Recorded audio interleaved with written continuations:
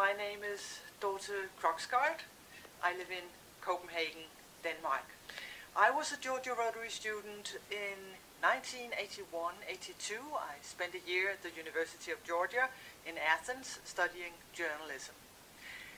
I think back on my year in Georgia with great joy and gratitude.